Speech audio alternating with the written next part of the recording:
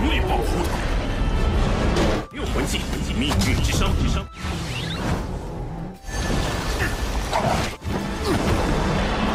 Yo yo yo yo yo, halo lurku semuanya. Gimana nih kabarnya lur? Semoga dalam keadaan sehat dan mood yang baik-baik aja ya lur yang. Jadi kali ini kita bakalan ngelanjutin Donghua series yaitu Soul Land 2 The Unrivaled Tangside. Dan buat teman-teman yang mungkin baru gabung, Mimin saranin untuk nonton bagian sebelumnya dulu. Linknya ada di deskripsi. So, sebelum kita lanjut, bolehlah ya untuk di subscribe tipis-tipis agar kalian tidak ketinggalan video-video berikutnya. Oke, nggak usah berlama-lama lagi, siapkan kopi, luruskan kaki, hormati gurumu, sayangi temanmu, cintai pacarmu, itulah tandanya kita masuk ke intro. Let's go!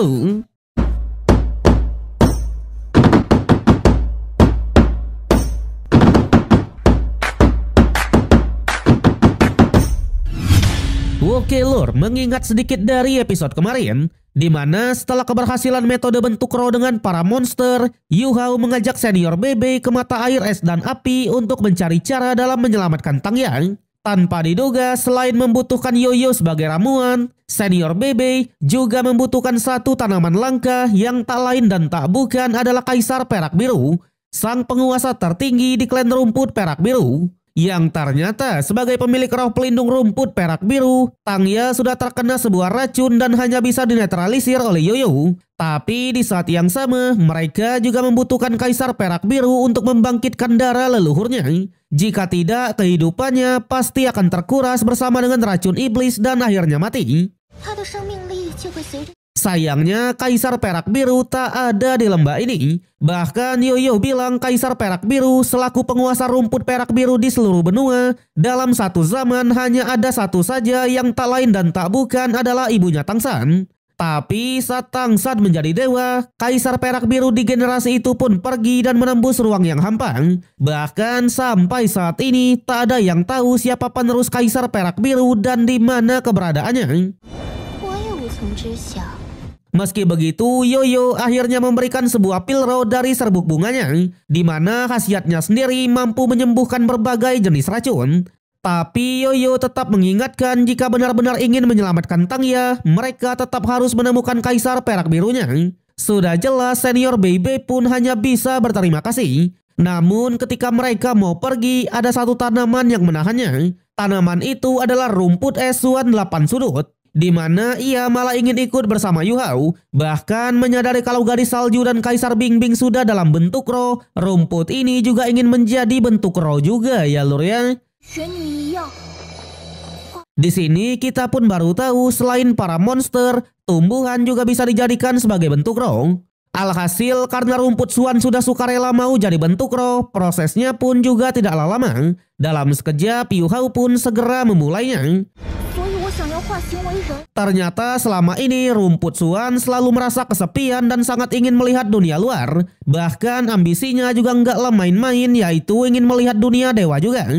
Karena itulah ketika Yu Hao kesini dan berani memakan bunga patah hati demi menyelamatkan seseorang, rumput Suan yakin kalau Yu Hao pasti akan berjaya di masa depan. Jadi ia pun membuat janji dengan dirinya sendiri, jika Yu Hao datang ke sini lagi, ia pasti akan bergabung dengan King kita. Untungnya Yu Hao tak keberatan sama sekali, bahkan proses bentuk roh pun akhirnya sudah selesai. Dan inilah bentuk roh dari rumput Suan yang menyerupai bocil es laki-laki, ya kan? Selain itu, dengan bergabungnya bocil es ini, ia juga memberikan 2 cincin 100.000 tahun kepada Yu Hao, sekaligus 1 tulang roh di kaki kanan. Dengan ini Yu Hao yang memang sudah mencapai level 70, akhirnya 2 roh pelindungnya sudah memiliki 7 cincin semua. Barulah setelah itu mereka pun bergegas pergi. Di sana di sebuah hutan mereka memutuskan untuk berpisah karena ternyata Yu Hao berniat pergi ke sekte Hautian untuk menemui Wang Dong. Sudah jelas senior Bebe tidak melarang sama sekali dan menyerahkan masalah sekte Tang kepada mereka saja. Tapi di sana, setibanya di sekte Hautian, Yu Hao malah disambut dengan gencatan senjata. Semua murid dari sekte Hautian mengeluarkan palu miliknya dan melarang Yu Hao untuk masuk ke dalam. Alasannya sederhana, karena Yu Hao tak becus melindungi Wang Dong. Namun Yu Hao yang sudah kangen berat tetap memaksa untuk masuk ke dalam. Tapi kali ini langsung dihadang oleh duo paman andalan, Paman Niu sebagai Daming dan Paman Tai sebagai Erming. Mereka bilang kalau takdir Yu Hao dan Wang Dong sudah lama berakhir. Bahkan urusan Wang Dong sudah bukan tanggung jawab Yu Hao lagi. Jadi dengan tegas mereka pun mengusirnya. Tapi lagi-lagi Yu Hao tetap memaksa untuk bertemu. Ia bilang karena ketidakbecusannya dalam menjaga Wang Dong, Yu Hao siap dihukum apa saja. Sayangnya Paman Tai langsung turun tangan dan menegaskan selama Yu Hao bisa mengalahkannya, mereka pasti akan mengizinkannya masuk ke dalam. Sudah jelas karena tak ada pilihan lain, mau tak mau Yu Hao pun menerima tantangan itu dan menghadapi sang gorila titan terkuat. Terjadi pertarungan. Dalam sekejap Yu Hao mengeluarkan wujud roh pelindung mata asyuranya sebagai cincin ketujuh. Sontak karena teknik ini mengandung kekuatan takdir, Paman Tai pun sedikit gentar. Namun meskipun begitu, sebagai salah satu raja monster terkuat di zaman dulu, Paman Tai langsung menunjukkan 9 cincinnya, 8 cincin hitam dan 1 cincin merah. Seketika Yu Hao pun langsung terpojok. Tapi meskipun begitu, Yu Hao juga menolak untuk menyerang. Lagi-lagi ia mengeluarkan teknik mata asyura gempuran jiwa. Dalam sekejap, Paman Tai Tianlah yang terkurung dan harus merasakan teknik ke-6 dari Yu Hao yang disebut sebagai luka takdir aka perampasan jiwa. Belum sampai di situ, Yu Hao juga menunjukkan teknik dari tulang kepalanya yang disebut sebagai ledakan jiwa. Alhasil untuk pertama kalinya Paman Tai Tian pun harus merasakan serangan dari seorang bocah. Hal itu membuatnya pun semakin marah. Bahkan ketika Yu Hao mengeluarkan teknik tulang kepala sekali lagi, Paman Tai sudah mengantisipasi. Namun sayang, this is King Yu Hao ya lur ya. Kali ini ia pun mengeluarkan salah satu teknik andalannya yaitu tinju Hao Dong. Tapi amukan dari sang gorila benar-benar terlalu kuat, sehingga ilusi yang Yu Hao ciptakan bisa dihancurkan begitu saja. Saat itulah Yu Hao pun akhirnya mengeluarkan bentuk roh dari rumput Suan tadi. Ternyata salah satu tekniknya adalah pemulihan diri. Dalam sekejap semua luka di tubuh Yu Hao langsung pulih semua, ya kan? Pada akhirnya Yu Hao pun juga menunjukkan teknik keduanya yaitu pedang Hao Dong. Teknik tersebut membuat Paman Tai pun terpaksa menggunakan teknik ketujuhnya yaitu wujud roh pelindung dan berubah menjadi gorila titan yang sebenarnya. Tapi lagi-lagi meskipun pedangnya bisa ditahan, Yu Hao segera memanggil gadis salju untuk membantu memberikan tekanan juga. Tak lupa dikombokan juga dengan serangan terakhir Yu Hao yaitu tapak Hao Dong. Alhasil dengan semua rentetan itu, sang gorila titan akhirnya mengeluarkan teknik ke-6-nya yaitu tubuh tak terkalahkan. Tapi lagi-lagi dan lagi Yu Hao menolak untuk menyerang. Spesial yang kali ini ia memanggil bentuk roh Kaisar Bingbing, di mana dikombokan dengan gadis salju, dua Kaisar Es pun resmi menyatu demi menahan amukan dari gorila itu. Bahkan tak hanya menahan saja, kali ini Yu Hao bisa mengunci pergerakannya dan menggempurnya dengan banyak serangan salju. Tindakan itu membuat Paman Tai pun semakin marah dan dengan terpaksa mengeluarkan cincin merahnya. Bentrokan besar pun terjadi mengguncang seluruh sekte Haotian.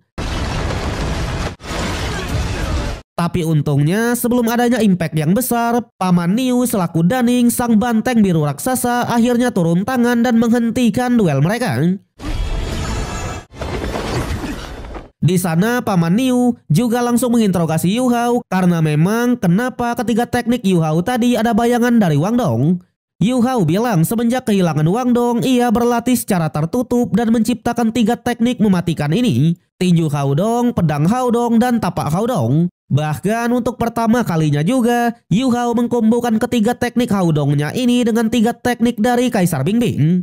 Saat itulah Paman Niu pun bilang kalau barusan Paman Tai sudah mengerahkan 30% kekuatannya. Tapi karena Yu Hao sudah bisa mengimbangi sejauh itu, mereka pun akhirnya mengizinkan Yu Hao untuk masuk ke dalam sekte Haotian. Bahkan mereka yakin dengan ketulusan yang sudah ditunjukkan, Yu Hao pasti akan mati-matian melindungi Wang Dong. Tapi sayangnya Wang Dong sudah tak ada di sini lagi. So, jadi tepat ketika Wang Dong pingsan kemarin, Dewa Tangsan selaku ayahnya mengirimkan pesan kepada mereka berdua. Pesan itu menuliskan secara rinci bagaimana menyembuhkan penyakit Wang Dong. Dan benar saja ketika mereka mengikuti step by stepnya, penyakit Wang Dong beneran disembuhkan. Tapi sayangnya Wang Dong juga harus lupa ingatan. Bahkan ia sudah menggunakan nama aslinya dan pergi entah kemana. Yu Hao yang mendengarnya alih-alih sedih, ia malah sangatlah senang. Tapi ternyata senangnya bukan karena Wang Dong lupa ingatan, melainkan karena Wang Dong sudah sadarkan lagi. Yu Hao bilang tak peduli di mana Wang Dong, tak peduli siapa Wang Dong, tak peduli Wang Dong masih mengingatnya atau tidak, yang terpenting Wang Dong sudah sehat walafiat. Jadi selebihnya ia akan memperjuangkan sendirian, termasuk menemukan keberadaannya dan membantu memulihkan ingatannya. Pada akhirnya setelah mendengar informasi itu, Yu Hao pun bergegas pergi. Sontak dua paman yang melihatnya benar-benar semakin kagum dengan Yu Hao. Mereka bahkan yakin kalau suatu saat nanti Yu Hao dan Wang Dong pasti bisa bersama lagi ya lur ya. Wede. Kembali kepada Yu Hao, sebelum masuk ke sekte Tang, ia pergi ke kampung halamannya dulu untuk memberikan bunga di makam dari ibunya. Tapi tanpa diduga, makam ibunya Yu Hao yang sebelumnya sangat lusuh dan tidak terurus, sekarang malah sudah berubah menjadi sangatlah mewah ya lur ya. Namun sayang, episode yang kali ini harus berakhir sampai di sini. So, bagaimanakah kelanjutan dari King Yu Hao? Kalau kita lihat dari preview episode berikutnya, di sana Yu Hao hanya berjanji kalau ia pasti akan menjadi lebih kuat lagi. Selain itu, Yu Hao ternyata berada di kediaman dari Harimau Putih dan menghadapi beberapa pasukan di sana.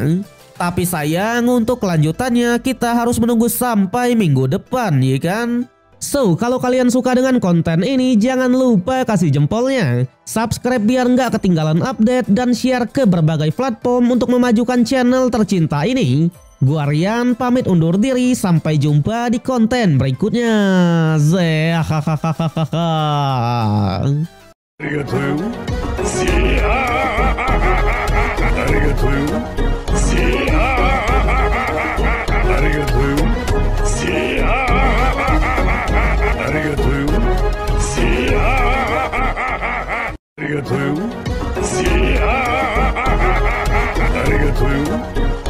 ya.